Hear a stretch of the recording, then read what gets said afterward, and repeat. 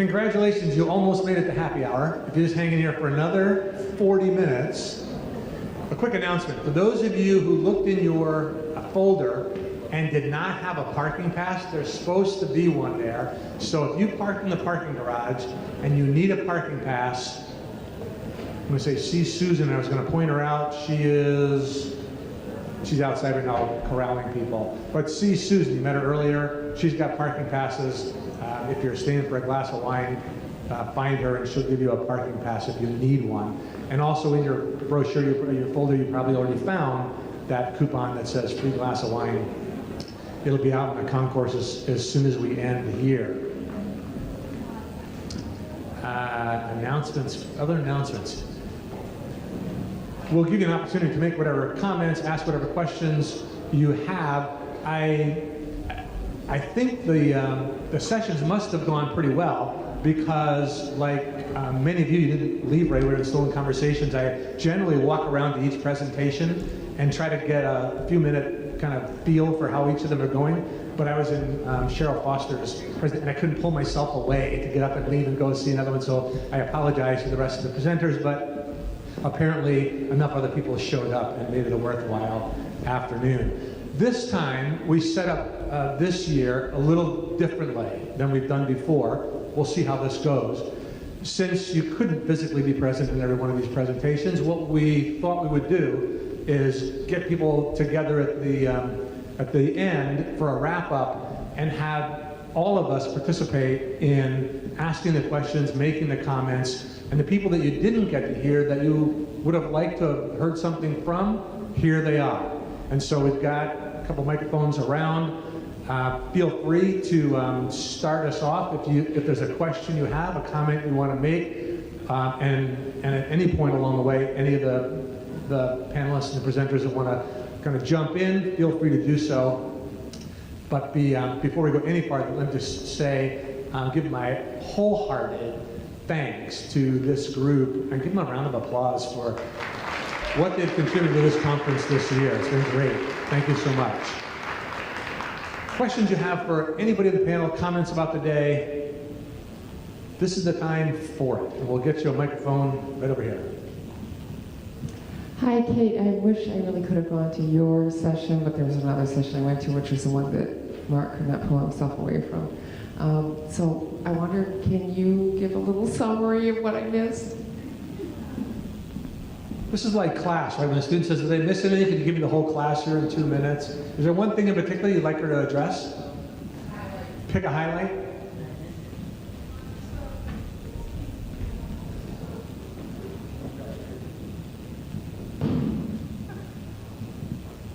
So one of the things I wanted to highlight was the idea of building accessible technology and being aware of accessibility. One of the folks, it's something that is near and dear, and we had talked about it briefly, but I was really pleased when, and you were from Westfield State, reminded us how many students come in these days with disabilities of a whole lot of different sorts, and how important it is to really think about that in terms of our technology implementations if we want to really provide success for a lot of different folks. So that for me was one of the highlights of the presentation.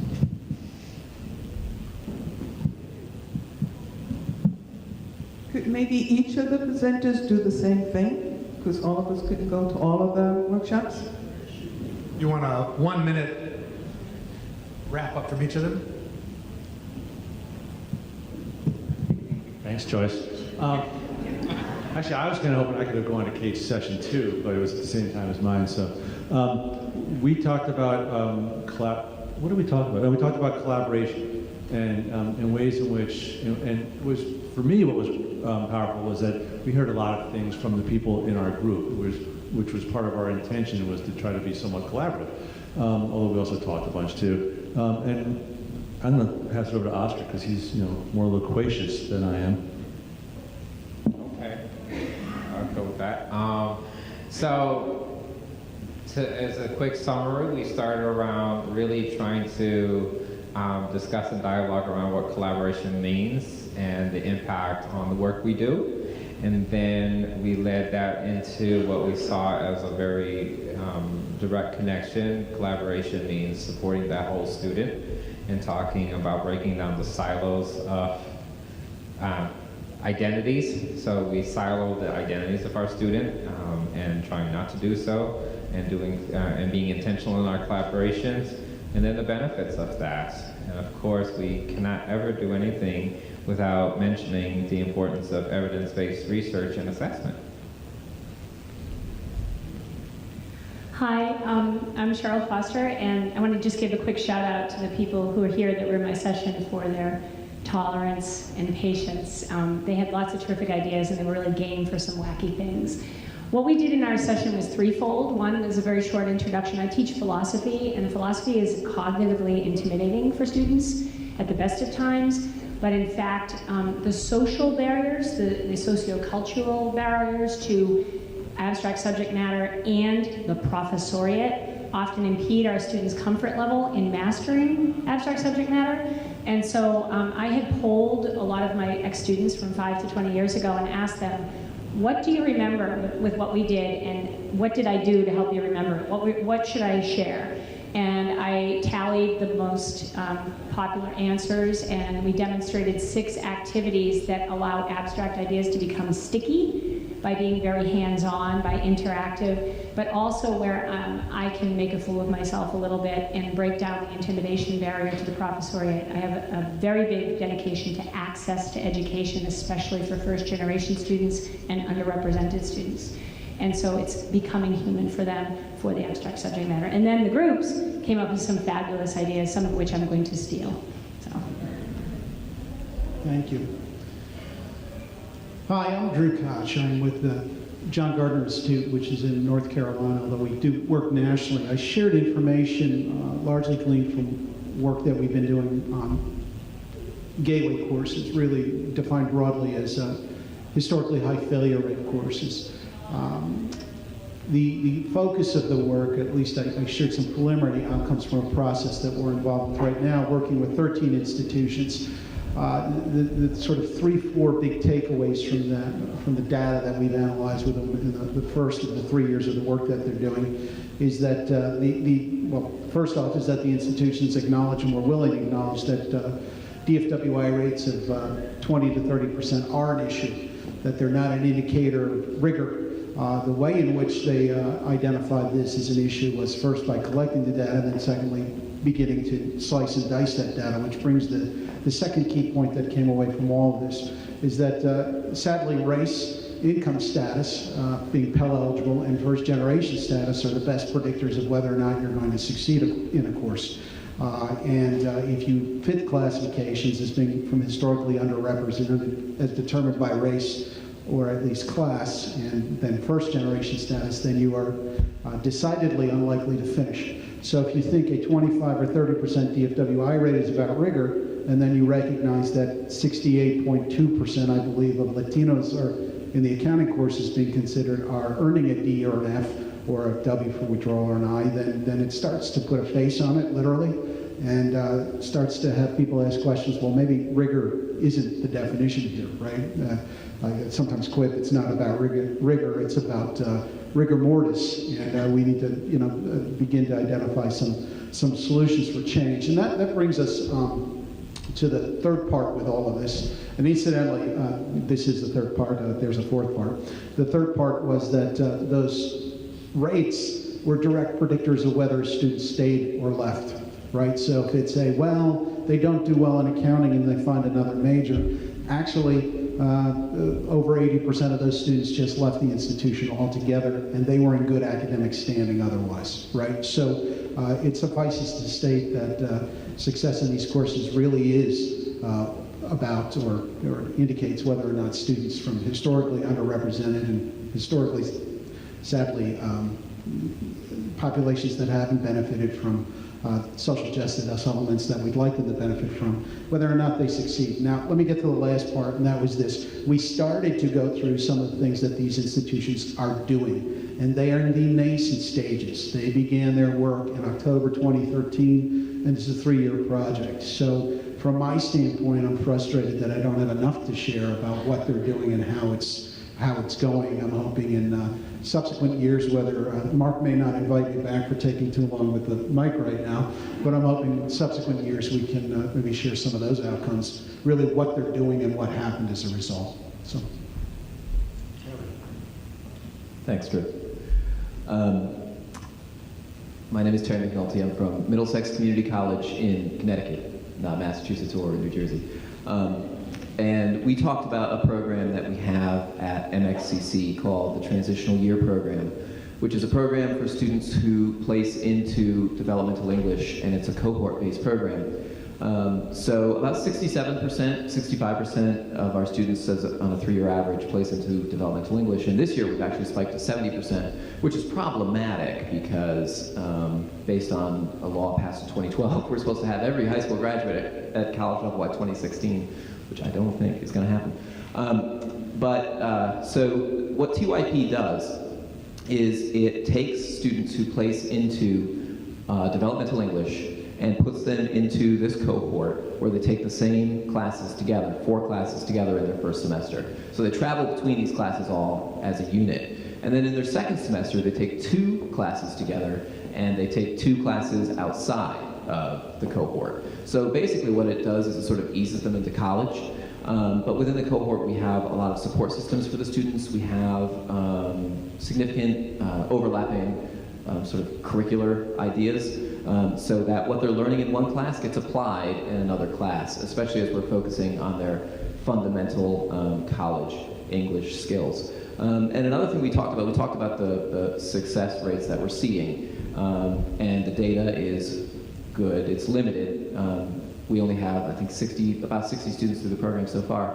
But as I was putting the PowerPoint together for this presentation today, I don't know, I felt disquiet in presenting that data. And that's just something that's been lurking in me for a while, and I don't have the words for it yet.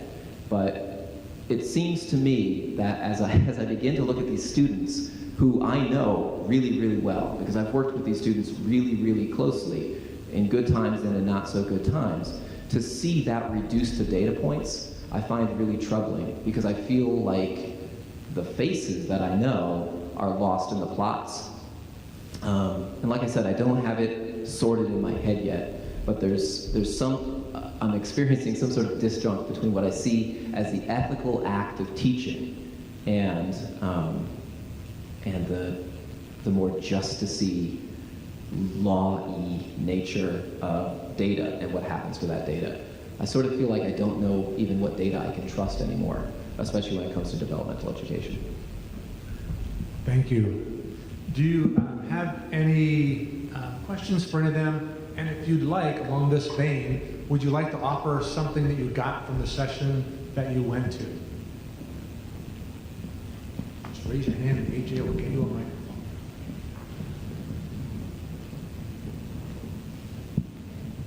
I have a question for the flipped classroom folks. So, can you identify certain domains where this is much more successful than others? So, what particular classes and fields of study have flipped classrooms really taken off in? And where is it somewhat problematic? Okay, so for those of you who don't know, one of the new trends in technology is doing this flipped classroom, which is where you take a class that has tended to be very content-heavy and tended to be primarily lecture-based, and you flip it, and so that the content is delivered outside the classroom, sometimes by videos, sometimes by other activities and that sort of thing. And then when you come into the class, you're doing active learning and that sort of thing. It's been very successful. I would say it's primarily been used in a lot of the big biology, chemistry, anatomy, and physiology. Some of those courses where there are these there's lots and lots and lots of content to get through, and that tends to, if it's just like hit play and do a lecture, then there's no opportunity. There's so much to cover that there isn't a lot of opportunity for that active learning. Did that answer most of your question?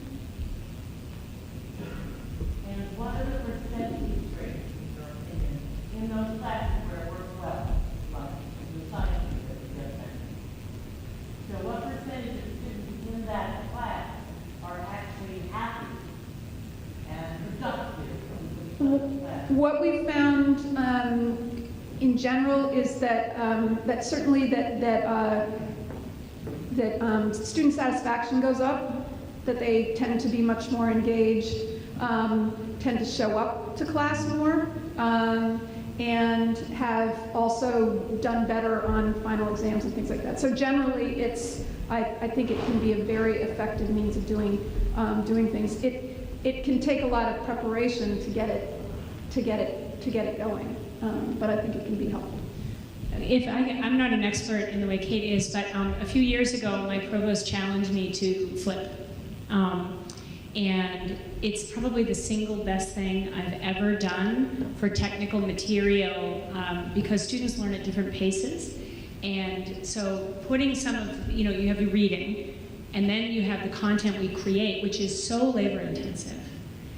But I'm fortunate to have scaffolding at the university, people who are experts in video presentation and making little micro lessons to help, and I'm very much a beginner. But the content I cover in Intro to Philosophy doesn't vary that much from year to year. The rates of success have gone up visibly. And in our last department assessment of one of our gateway kind of major courses, it was huge impulse, but also in the Philosophy 103 intro, it's night and day. Not too many people are doing poorly at all. And I think it's having that time to spend with those materials which are intentionally developed at their own pace at 3 o'clock in the morning in their sweatpants, because that's when they're. The other thing I've done, Kate, you can tell me if this is legitimate, I rarely now do too much in-class review. I'll do it, but they like these online, live, Google Chat or chat. I do reviews at 9:30 at night before an exam the next day, because A, that's when they're awake, and B, they're less timid about saying they don't understand something through the medium. And so for me, it's actually meant better performances from all of my students, both philosophy specialists and generalists just taking one philosophy course. I think one of the things that you said that's particularly helpful, I think, is breaking things into small chunks that people can revisit over and over again. So if there are particular things, and this is a way that you can implement this in very small ways, is think about one or two concepts that people never get, the ones that they always struggle with, and prioritize those things. So maybe you've got one or two things, definitions or concepts that your students always struggle with, and then you can implement a little bit rather than immediately saying that you have to flip the entire thing, which is a time-consuming investment. I found that my students stop watching after 12 minutes. So 10 minutes is kind of the ideal. Yeah, I usually say like 5 to 8 or 10 to 12, depending on the concept. Short little chunks. Yeah, absolutely. And that's actually true for your lectures too. So if you are lecturing, don't lecture for more than 10 minutes at a time. Then have people do something. There's one right there. And those of you who know me, there are a few in the room, actually will find great irony in my next saying this, but that's also actually true about emails. Check out the Pass Note tool, which is free in public access realm, but if you're distributing information or messages to your students, this is based on analysis, and literally it's the "you're doing well" message, 40 words or less. You're doing poorly, 60 words or less, and you're doing somewhere between 50 or so. So I share this only as another way of, if you're thinking about streamlining flow of information. If they're going to read email, you really want to read email, use the Pass Note tool or something like it. It's in the public domain. You can go work with that. Thank you. Another question or something you learned from the session you went to? Raise your hand, we'll get you a microphone.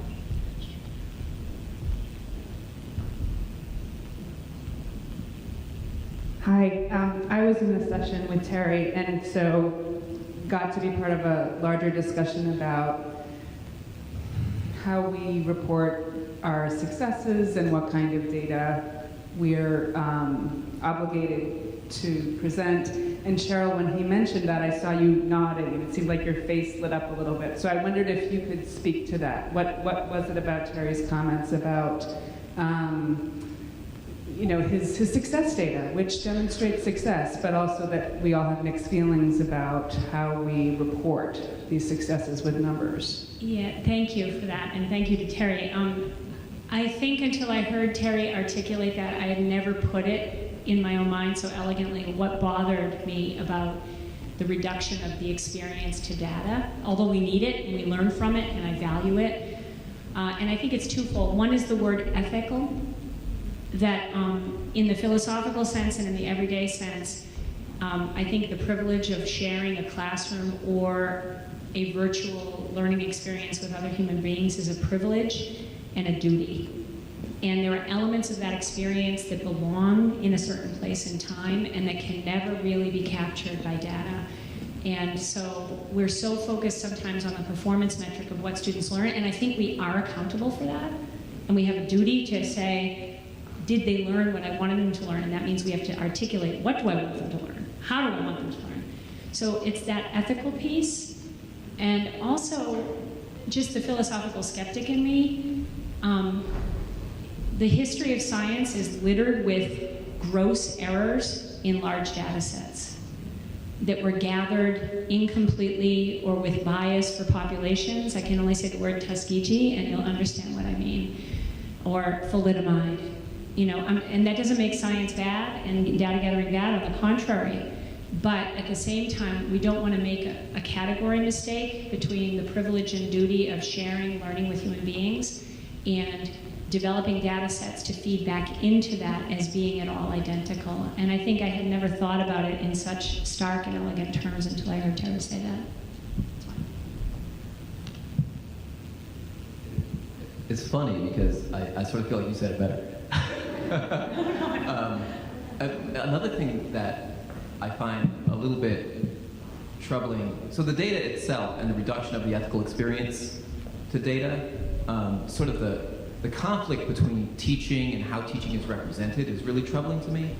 But also, that's, I guess, like ideational. Like more practically, the way that we define success is also really problematic to me. We talked a little bit in our group about ways that we do and do not define success. And we talked about the student who drops out. The student who, after 8 weeks, says, I'm done. And then comes back 2 years later and says, I needed to do that at that time, I'm ready to go now, and turns it on and gets it done, right? So that student is measured as a failure. That student is not reflected in the success rate, but without having done that, the student may not have found the success in the first place. So we need to have much more elastic definitions of success. And one of the reasons this is kicking in my head is because I feel and I see the way that success is becoming more and more narrowly defined and even tied to funding. So now we have these non-elastic definitions of success that are tied to how we're being funded. But it makes my head explode.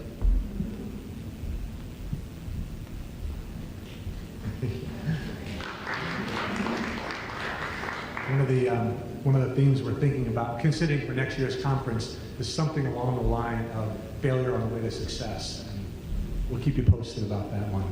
Question? I kind of want to, I'm thinking about the comments from both Andrew and, I can't see your last name clearly, from Thomas, is it? Terry. Okay. Because I'm hearing two ways of looking at what needs are out there and how we determine success. So on one hand, we do want to promote a concept of we're being very successful at what we're doing. And at the same time, though, sometimes I think we have to be careful because sometimes if folks are still falling through the cracks, if we don't acknowledge that, the resources dries up for supporting that to turn that back around. So it's kind of a catch-22 where sometimes the data can cancel each other out. I think that's what we have to figure out, how to balance it in a way that institutions can accept that there's still more work to do while also acknowledging success and tying funds to both ends. Thank you. Anybody want to respond to that before we go to the next question, comment? Terry and I need to go get a beer. And not because I'm promoting the consumption of alcohol, but I think we both want to cry in it. At the same time, as I read about, just like many of you, and occasionally talk with people who shape these things, you think about elements associated with, an example, the Obama administration's scorecard, where on one level, I shudder to think that diverse institutions with diverse missions will be evaluated using a simplified form of rubrics and metrics, right? And the good news is that there are people attempting to inform that conversation, and occasionally they get listened to, but film at 11 whether or not that comes to pass, right? So we can worry about, and rightfully, I think in some instances, bemoan the fact that this is being forced upon us, but also recognize that we have opportunity as we reflect on it to shape it. And maybe we don't see the agency where we can just call up Arnie Duncan and he listens to us. But at the same point in time, we're agents of history, acting in history, shaping it, right? So I want to remind you the reason why you're here is because you want to shape history and you want to shape outcomes within your courses. So when you get to the point where I get frequently and you look at these numbers and they feel very dehumanized, recognize that you add meaning by virtue of looking at them and reflecting on them. I guess in a Nietzschean sense, if you stare in the abyss, it stares back. But there's an opportunity here for you to shape, right? And I don't want you to lose sight of that. So, Thank you. For those who haven't seen it yet, dated September 19th, that would be today, Chronicle of Higher Education, the Quest for Student Success. A number of the topics that we're looking at right now, it appears to be a timely issue. Time for just a couple more comments or questions.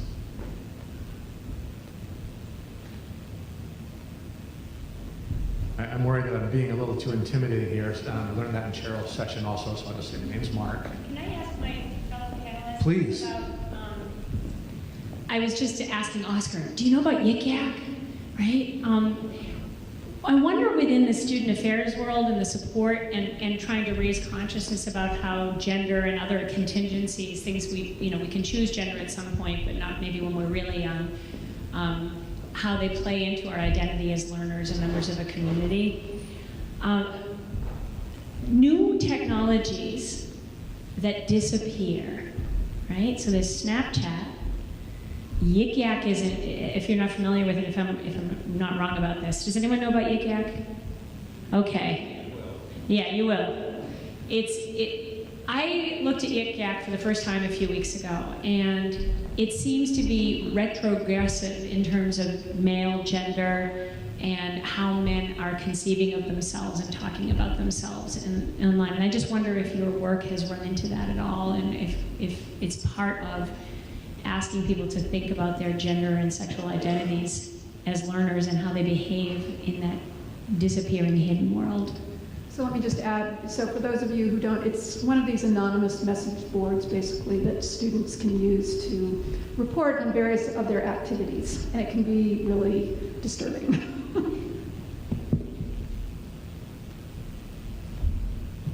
I mean, I think for me it's interesting to see the way that this particularly plays out in sort of the anonymity, right, that we see online that allows people to have a certain, I don't think courage is the right word, bravado, misogyny, so forth, that they're not getting called out.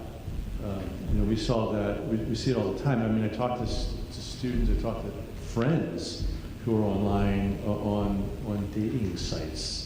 Right? I mean, that's part of what some of this is, and just the idea of the way in which men in particular will be very aggressive, and it's so without those sort of safeguards, that aggression is just kind of unbridled and keeps going.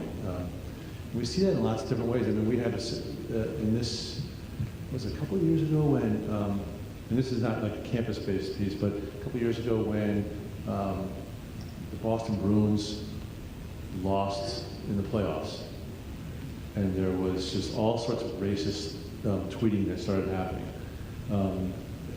It was just, and anonymously, right? Until, I think it might have been anonymous or somebody like that started uncovering, well, wait a minute, this person who tweeted this at this time, actually their name is this, and they live here. So I mean, there's some ways in which we need to think about both educating and also pushing back, I think. You want anything to that, Oscar? I mean, adding to, it's a challenge. Like, I actually have done workshops and presentations around social media, particularly for social change, but having to acknowledge it can be positive and or negative, simply for how quickly things spiral. There's no period of pause, I guess I would say. Social media doesn't allow for pause, doesn't allow for reflection. And looking at some of these forms, it's like digital verbal diarrhea at times. And I apologize if I offend, but it's you can't take it back. You know, I have these conversations not only with students but with colleagues where there's no such thing as privacy when you talk about anything that goes into a digital platform and into social media. Oh, it's a private email. No, it's not. It can be retracted. It could be found. Snapchat, Tinder. I keep abreast and aware of all these simply because of how it impacts the relationships between students. And anonymity plays into that, or a false sense of anonymity, as well as the assumed lack of emotionality that is attached with it. You know, oh, but it was just a little statement on Twitter, and you know, if you capitalize everything, that shows a little more aggression and anger. You can catalog and be very offensive within 140 characters if you choose Twitter. So what I always say to colleagues is we have to be aware of social media and all these platforms as a part of life, not as an external factor to life of being a student. And I would think that one of the ways that we as educators can engage in that is one, to engage in it, and two, to think about, you know, we do a lot of education on media literacy in a variety of different places. So how do we think about social media literacy? And that means that's our students that need to take the lead in that. Because I would think, I certainly wouldn't be able to do that, because it changes so quickly. So how do we engage them to think about that process? So the only positive thing that I can find out, come out of it, is being able to use it as a teaching tool.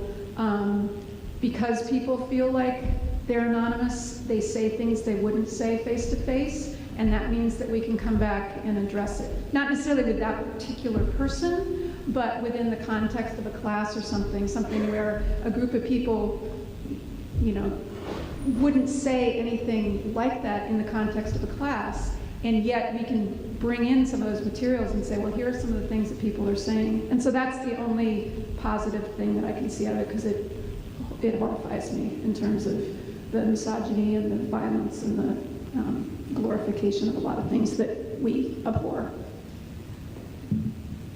Thank you. One last question, comment, something for the good of the cause before we go. One more thing you've been thinking about you want to share with the rest of us? Yeah.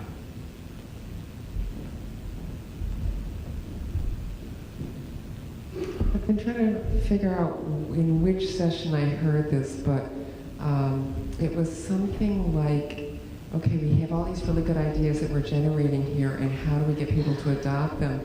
And there was a quote from somebody that was something like, people turn to people that they know and trust when and listen to them and use that relationship when they're making decisions about whether they're going to adopt a new idea or not. So I kind of feel like that's the way that we're going to make any change happen that we want to have happen, is to build relationships with our students. What a wonderful piece to end with. It was at the end of Mary Dean's presentation. It might have been in some other places as well today, but as a believer in all that really matters is the relationships, and that's what makes these things move along. That's what works with students. It's literally how we learn. That what we've seen today, what we've heard in other conferences, is when people go back and build the kind of relationships and connections that move these ideas along, that things can change. It's one of the things that I value so much about this conference. You've met people that are administrators, faculty, student affairs, people from all aspects of the college, university. And when we get together and hear some of the same things, get provoked in the same ways, have some things we can share with each other, I believe it moves the conversation along. That, and I had a good lunch and I had a good time. So I hope you did too. One more time, you can applaud yourself and our presenters.